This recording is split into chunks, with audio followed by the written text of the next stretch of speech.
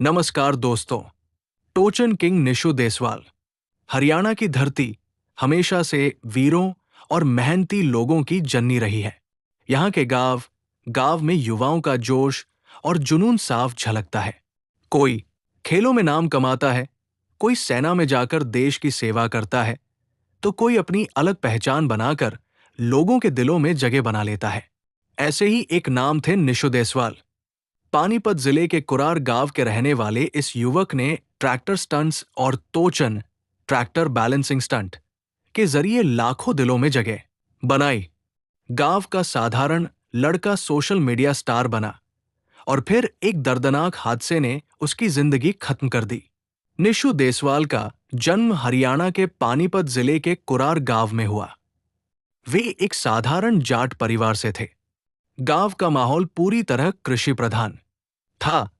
खेत, खलिहान, बैल और ट्रैक्टर, यही उनकी दुनिया थी। बचपन से ही निशु का स्वभाव निडर और जोशीला था। वे खेलकूद में भी आगे रहते थे और दोस्तों के बीच मजाक मस्ती के लिए प्रसिद्ध थे।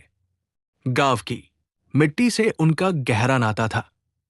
यही कारण था कि खेतों और ट्रैक्टर से उन्हें विशेष लगाव था। गांवों में ट्रैक्टर सिर्फ खेती का साधन माना जाता है, लेकिन निशु के लिए यह सिर्फ मशीन नहीं, बल्कि जुनून और आकर्षण था। वे ट्रैक्टर चलाने की नई नई तकनीकें सीखते। बैलेंसिंग, चढ़ाई और उतार, सब कुछ अलग ढंग से करने की कोशिश करते। बच्चे और साथी उन्हें देखकर हैरान रह जाते। यहीं से उनके दिल में यह ख्याल आया कि ट्रैक्टर के स्टंट को दुनिया के सामने पेश किया जा सकता है। साल 2019-20 के बाद भारत में यूट्यूब, इंस्टाग्राम और रील्स का क्रेज तेजी से बढ़ा। गांव गांव तक स्मार्टफोन पहुंच गए। निशु ने भी अपने शौक को सोशल मीडिया के जरिए दिखाने का फैसला किया।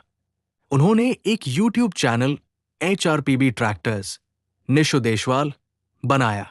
यहां वे अपने स्टंट वीडियो, ट्रैक्टर रेस और तोचन प्रतियोगिताओं के वीडियो अपलोड करने लगे।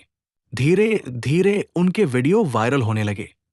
युवा उनकी निडरता और ट्रैक्टर पर पकड़ देखकर प्रभावित होते। कुछ ही समय में निशु का नाम हरियाणा ही नहीं, बल्कि पंजाब, उत्तर प्रदेश और राजस्थान तक पहुंच गया। यूट्यूब पर 13 लाख से अधिक सब्सक्राइबर हो गए। इंस्टाग्राम और फेसबुक पर भी लाखों फॉलोअर्स बन गए। गांव गांव में लोग उन्हें पहचानने लगे। उनकी लोकप्रियता इतनी बढ़ गई कि लोग उन्हें टोचन किंग कहने लगे। लोकप्रियता के साथ साथ निशु का पारिवारिक जीवन भी आगे बढ़ा। उनकी शादी हुई और एक बेटा पैदा हुआ। मौत के समय उनका बेटा केवल 6 महीने का था। परिवार को उन पर गर्व था, लेकिन साथ ही खतरनाक स्टंट को लेकर चिंता भी रहती थी। निशु ने सोशल मीडिया पर शोहरत तो पाई, लेकिन उनके स्टंट हमेशा सुरक्षा विवादों में भी रहे।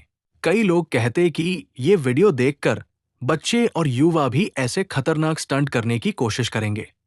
पुलिस और प्रशासन भी कई बार चेतावनी देते, लेकिन निशु मानते थे कि ये उनका हुनर और शौक है, जिससे वे लाखों लोगों का मनोरंजन करते हैं। 26 फरवरी 2024 का दिन उनके जीवन का आखिरी दिन बन गया। निशु एक बार फिर ट्रैक्टर पर स्टंट कर रहे थे।